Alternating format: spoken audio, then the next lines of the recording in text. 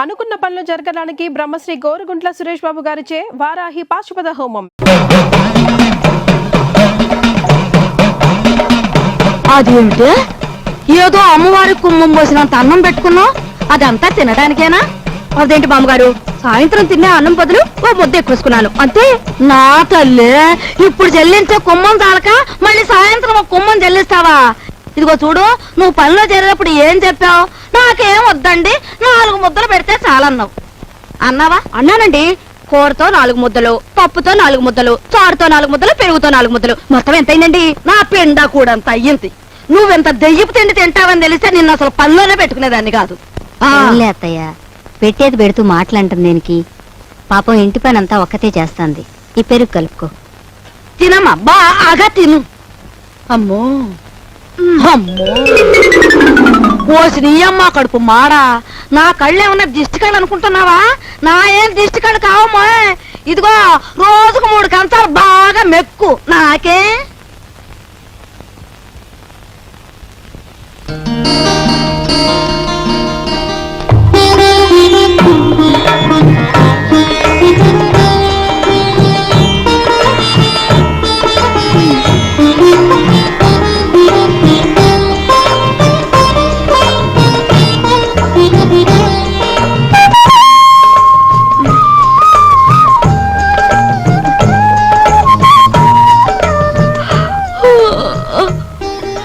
అదేంటది? ఆ చూపేంటి? ఎప్పుడు ఆడదాని ముఖం చూడనట్టు. ఎవరు నువ్వు నాయనా? అన్నయ్య,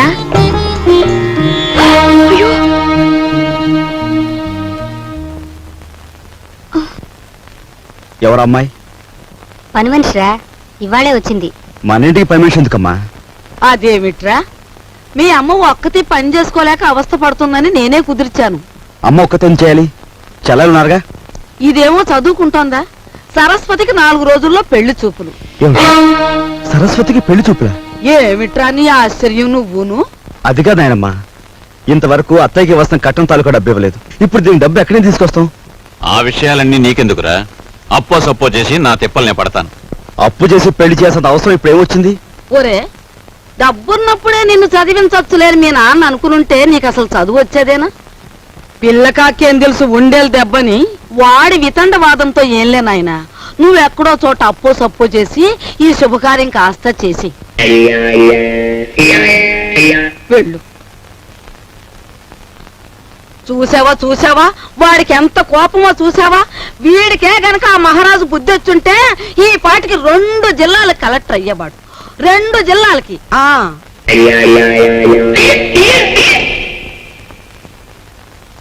అన్నయ్య, కాఫీ. సరస్వతి, అలా కూర్చో. నీకు విషయం చెప్పనుందమ్మా, కానీ ఎలా చెప్పాలో ఏమిటో. చూడన్నయ్య, మన ఇంట్లో దేనికైనా తిరగబడి చెప్పే ధైర్యం నీకొక్కడికే ఉంది. నువ్వు చెప్పలేకపోవడం ఏమిటన్నయ్య? ఎప్పుడో పెళ్ళైన అత్తయ్యకు మనం కట్నం ఇవ్వలేకపోయాం. ఇప్పుడు నాన్న నీ పెళ్లి తలపెడుతున్నాడు. ఈ పెళ్లికి డబ్బు ఎక్కడి నుంచి తీసుకొచ్చేవగలడు? మరేం లేదమ్మా, నాకు పెళ్ళొద్దని నువ్వు తిరగబడాలి. అమ్మో, ఈ భయాలతోనే మనందరం నాన్నగారి బాధ్యతని పెంచేస్తున్నాం. మనం ఎదిరించి ఓ నిర్ణయం తీసుకోకపోతే అవి పరిష్కారం కావు.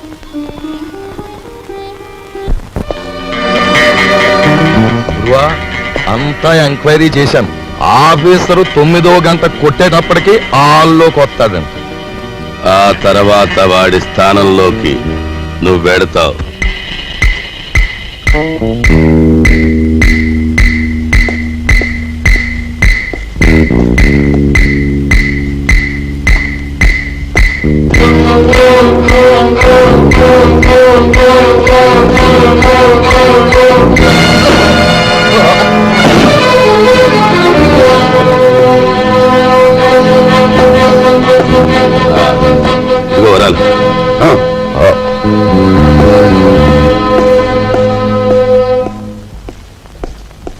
Good morning sir.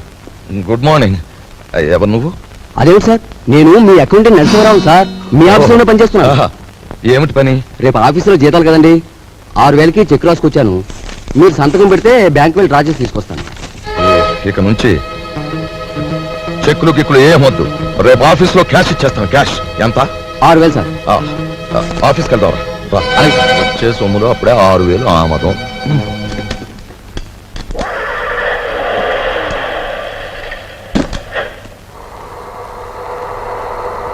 వాడు మా పెద్దబ్బాయి ఎంఏ చదివాడు. నేను నిరుద్యోగిని. మరి మీరు? నిరుద్యోగ సంఘానికి అధ్యక్షుణ్ణి. మరి ఇది ఈ పెళ్ళేంటంటారా?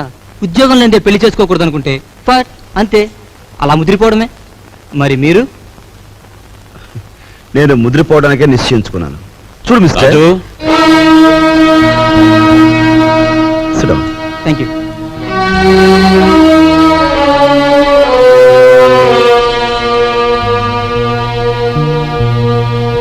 లలిత,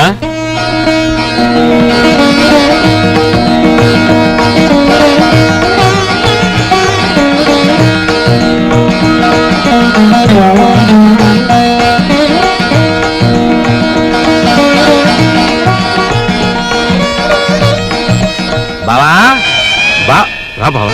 ఇదేనా రావడం? హాల్ అంతా ప్రేక్షకులతో నిండిపోయింది. కొంప తీసి సరస్వతికి ఏమన్నా పెళ్లి చూపులా? అవును బావ. బాగుంది. మొదటి సినిమా రిలీజ్ కాకుండా రెండో సినిమాకి ముహూర్తం పెట్టేట. వెనకటి కూడా నీలాంటాడే. అది కాదు బావ. ఏది కాదు? ఇప్పటికి నా పెళ్ళై 5 సంవత్సరాల 3 నెలల 2 రోజులు అయింది. ఇంతవరకు నా కట్నానికి దిక్కులేదు. దానికి పెళ్ళా అంటే రేపటి నుంచి దాని మొగుడు కూడా నీ ఇంటి చుట్టూ కట్నం కోసం తిరుగుతూ కూర్చోవాలా? మా నాన్న కట్నమో అని ఫైట్ చేస్తున్నాను. గొడవ దేనికి బావా? పెద్దలందరి ముందు. అవును, నా కట్నం ఎగ్గొట్టిన నువ్వో పెద్ద మనిషివి, నీ కూతురు చేసుకోవడానికి వచ్చిన ఆయనో పెద్ద మనిషి, మధ్యలో నేను లోపలగాడి, అంతేనా? అవును, ఇంతకి ఏడా పెళ్లి కొడుకు తండ్రి? ఏం మాట్లాడుతున్నాడు కొంపకి? ఏంటి నీ గొడవ? నాకు అర్థం కదా అసలు. టైం ఇస్తే నీ కట్నం బాకీ తీర్చేస్తాను. బావా, నా బాకీ తీరే వరకు నేను ఇక్కడి నుంచి కదలను. నీ ఇంట్లో ఏ శుభకార్యం జరగనివ్వను.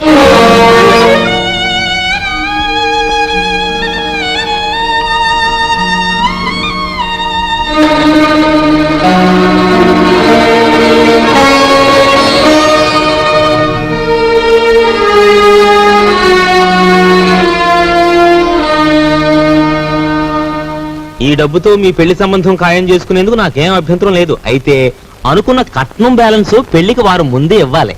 ఇవ్వలేదనుకోండి, ఈ పెళ్లి జరగదంటాడు మా నాన్న. మిగిలిన సొమ్ము లగ్నానికి వారం ముందే ఇస్తా. శుభం. వెళ్ళి ఏర్పాట్లు చేసుకోండి. అలాగే, వస్తానండి.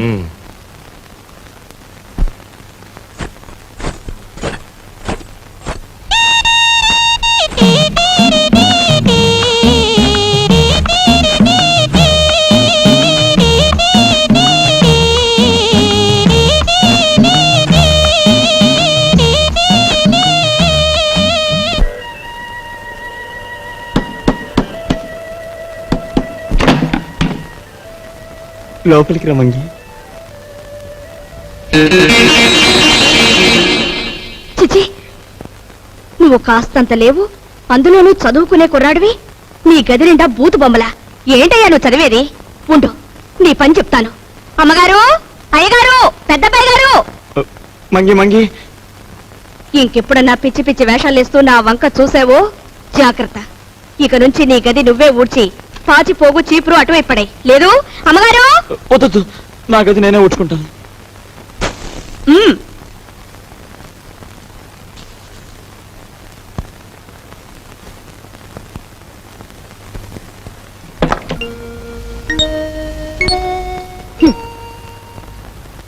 మీ నాన్నగారి గురించి ఎవరికి పడుతుందమ్మా?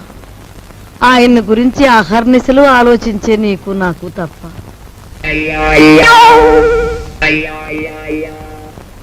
అమ్మాయి సావిత్రి వచ్చిందిగా, ఏం వండుతున్నా? పప్పులు చేసి చాలే, ఆడబిడ్డ ఇంటికి వస్తే పులుసుతోనూ చారుతోనూ అన్నం పెడతావా? నా తల్లికి నేతిగారులంటే ఇష్టం, అవి చెయ్యి.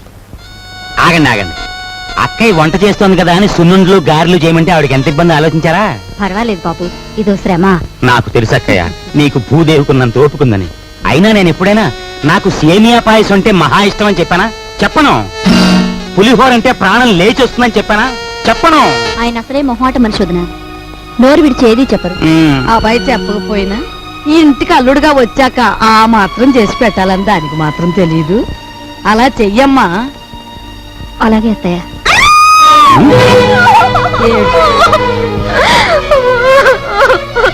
ఏమిటే ఏమైంది? ఎందుకు ఏడుస్తున్నావు? ఏమన్నా తేలు కుట్టిందా? పావుల నర్సయ్యకి ఫోన్ చేస్తా. తేలు కాదండి, చచ్చిపోయిన సన్యాసిరావు గారు చటుక్కున జ్ఞాపకం వచ్చారండి. ఆ మూల కూర్చుని ఏడుస్తావేమిటే? ఆ ఏడ్చా ఏడిపోగా ఇటు వచ్చాడు. ఈ కేడొచ్చండి. అవునన్నట్టు ఎవరో జ్ఞాపకం వచ్చి ఏడుస్తున్నావు కదా, హూ ఇస్ దట్ సన్యాసి? ఏదైనా ఫ్లాష్ బ్యాకా? ఏం బ్యాకో నాకు తెలియదు గాని తమలాగే అతను కూడా ఒక రోజు అత్తారింటికి వచ్చాడండి. ఇంతకేం జరిగిందే? ఆయన గారు వచ్చి సరిగ్గా అయ్యగారు అడిగిన పిండి వంటలే చేయించుకొని తిన్నారండి. తింటే తినాలే, ఆ తర్వాత? ఇంకా ఏం జరగాలంటే రాత్రి అయ్యేసరికి జ్వరం వచ్చిందండి. ఆ తర్వాత వాంతులండి. ఆ తర్వాత విరోచనాలండి. తీరా చూస్తే కలరా అన్నారండి. కలరానా? ఆ మర్నాడు పొద్దున ఆ బాబుగారు ధన్మని చచ్చిపోయారండి. ధన్మని చచ్చిపోయాడా? సరిగ్గా ఈయన అడిగిన పిండి వంటలు వద్దు, పాడు వద్దు కానీ నీకు నమస్కారం తల్లి, ముందే చెప్పావు. మనిషి బాగుంటే చాలేమ్మా, పిండి వంటలు లేకపోతే పోయాయి.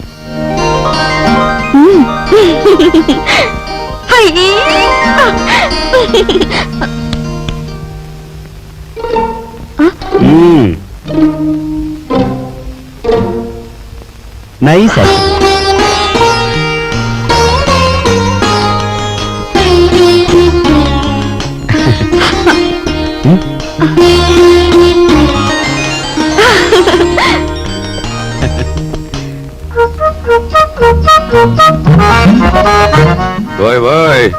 తొందరగా లాగించో.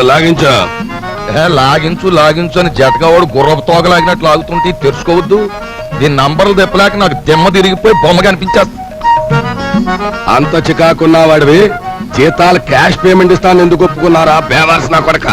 ఒప్పుకోక సావమంటావా? సంతకం పెట్టడానికి సిద్ధపడితే చెక్కు మీద అంతే మన బండారం బయటపడిపోయి స్వామియే శరణం. స్వామియే శరణం. ఫ్యామిలీ లేడీ వస్తుందట, వెళ్ళి దాక్కుంటు. స్వామియే శరణం, స్వామియే శరణం, స్వామియే శరణం. పాలు తీసుకోండి. తీసుకుంటాను, అలా ఉంచు. రేపు ఆఫీసులో జీతాలు ఇవ్వాలి. సేఫ్ లో ఒక 6,000 తీసి నా బ్రీఫ్ కేసులో ఉంచు. అదేంటండి, ఎప్పుడూ లేని ఈనపెట్లో నుంచి నన్ను డబ్బు తీయమంటున్నారు? వ్రతంలో ఉన్నాను కదా, పాపిష్టి డబ్బు చేత్తో ముట్టుకోవడం ఎందుకు అని. దీని నంబర్లు నాకెప్పుడు చెప్పలేదు కదా, ఇప్పుడైనా చెప్పండి, తీసిస్తాను. ఎన్నాళ్ళు లేని డబ్బు యాతన ఇప్పుడు మాత్రం నీకెందుకు? స్వామియే శరణం. నే పూజ చేసి పడుకుంటాను, నువ్వు వెళ్ళి పడుకో. అలాగే. స్వామియే శరణం.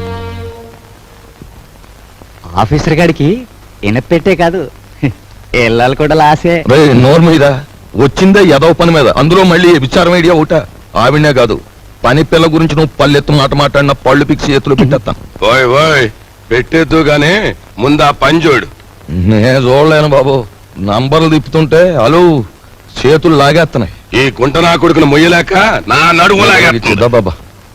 పని చూడు. సత్తే తలిపేసి నువ్వు పని చూడు. నేనా?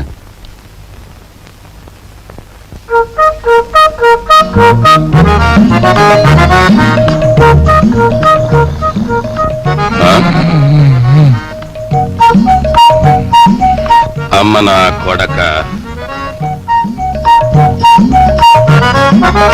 వచ్చిందా?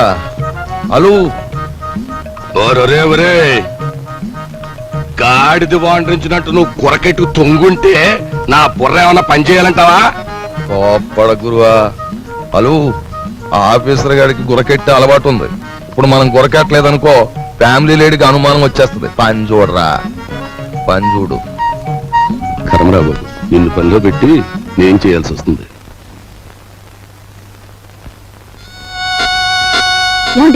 వచ్చే అన్నయ్య వచ్చేస్తున్నాడు. అసలు విషయం తేలిపోవాలి. జాడిని వదిలిపెట్టండి, ఊరుకుంటే లాభం లేదు.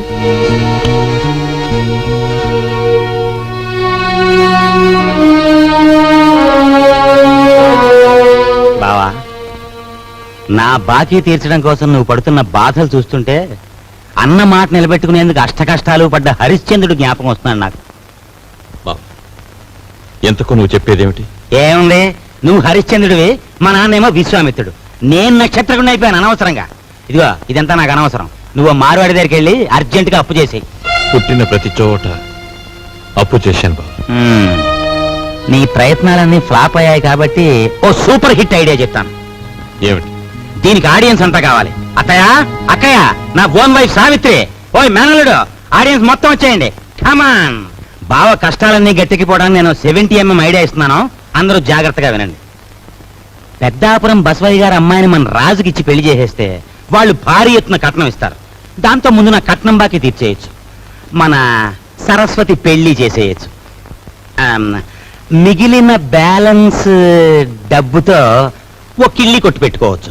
కాకపోతే ఏంటంటే ఆ అమ్మాయికి ఓ కన్ను గుడ్డి, ఓ కాలు కుంటి. వెధవ సలహాలు ఒక నోరు మూసుకో. మా రక్తం ఓడ్చైనా సరే నీ కట్టిన డబ్బులు నీకు సెటిల్ చేస్తాం. అంతవరకు తేరగా తింటూ కూర్చో. అంతేగాని ఇంకెప్పుడు ఇలాంటి పిచ్చి పిచ్చి సలహాలు మాత్రం ఇవ్వకు. జాగ్రత్త. ఏమిటన్నయ్యా, మనిషి అంత మనిషి మీ బావని పట్టుకొని వాడంతంత మాట్లాడుతుంటే నువ్వు చూస్తూ ఊరుకుంటావా? ఒరే, పెద్దంతరం చిన్నంతరం లేకుండా ఇంటి అల్లుండి పట్టుకుని అట్ట ఎత్తి పొదేస్తే ఆడికి కాస్త గడ్డి పెట్టలేవు. లలిత, ఎండలో అలసిపోయి వచ్చాడు, వెళ్ళి వాడికి అన్నం పెట్టు. అమ్మో అమ్మో, అయ్యో, ఏయ్,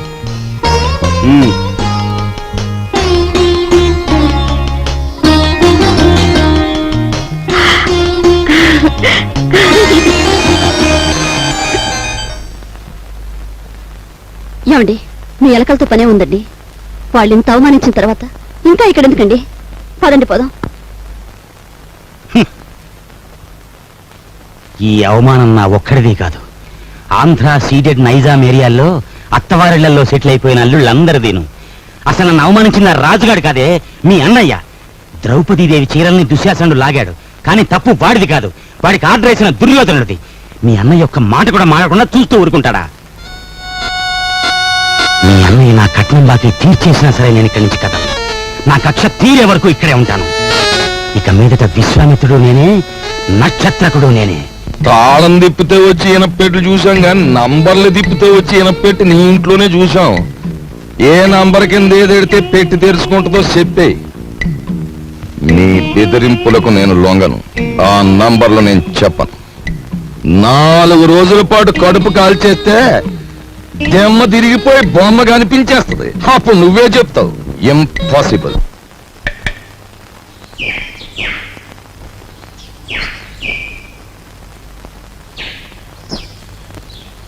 ఈ కుండంతా 4 రూపాయలమ్మా.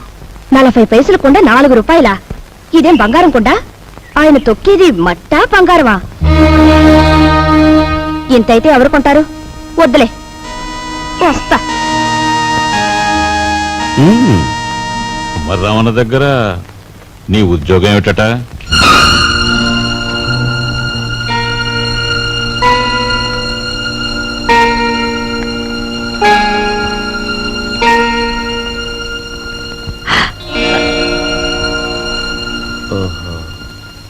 మాట్లాడమే. కుమ్మర్రామన్న దగ్గర నీ ఉద్యోగం ఏమిటి? మట్టి తొక్కటం, అతను తయారు చేసిన కుండాల్ని ఎండలో ఆరబెట్టడం, కాలిన కుండాల్ని బండి మీద సెంటర్కి చేర్చడం. అది. నువ్వు చదివిన చదువేమిటి? నీ మీద మేం పెట్టుకున్న ఆశలేమిటి? నువ్వు చేసిన నిర్వాకం ఏమిటి? అతను నన్నేమీ అప్లికేషన్స్ పెట్టమనలేదు, పోస్టల్ అడ్రస్ జత చేయమనలేదు, వెధవ ప్రశ్నలు వేసి ఇంటర్వ్యూ తీసుకోలేదు, రికమెండేషన్ తెచ్చావా అడగలేదు, లంచం ఇస్తావా అడగలేదు. నన్నుగా గౌరవించి నాకు ఈ ఉద్యోగం ఇచ్చాడు. కానీ నీ పెద్ద కొడుకు మట్టి తొక్కుతున్నాడంట గాని ఊరంతా మీ నాన్నగారిని అడుగుతుంటే ఆయనకెంత నామోషిగా ఉంటుందో ఒకసారి ఆలోచించావా? అమ్మా, ఎటువంటి వంశంలో పుట్టాడు, ఎటువంటి మహారాజుకు మనవడని పెంచుకున్నాడు. అసలు నేను చెప్పేది ఏంటంటే,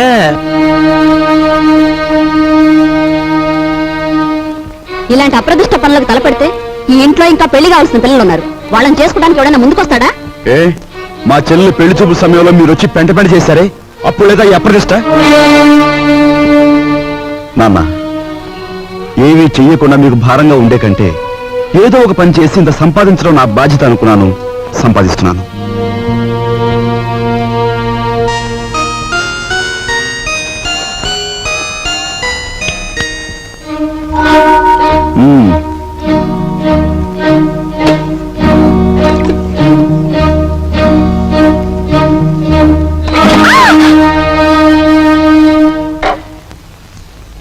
అక్కడ మట్టి తొక్కుతున్నట్టు ఇంట్లో ఎందుకు చెప్పు? అందరూ బాధపడతారనుకున్నప్పుడు మీరెందుకు ఆ పని చేయాలి? చేశారే అనుకోండి, ఆ సంగతి చెప్పకుండా ఎందుకు దాచిపెట్టాలి? మా అమ్మా నాన్నల విషయం తెలిసిన, మా ఇంటి పరిస్థితి తెలిసిన నువ్వు ఇలా మాట్లాడు. మా ఇంట్లో సంపాదించేది మా నాన్న ఒక్కడు, తినేవాళ్ళు 10 మంది.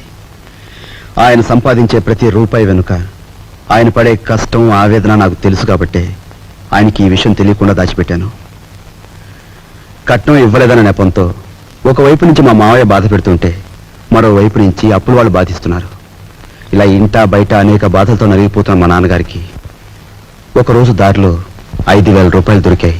మొత్తం తీసుకెళ్లి పోలీస్ స్టేషన్లో అప్పగించాను. దానిలో ఒక్క రూపాయి కూడా నేను ముట్టుకోలేదు. ఒక్క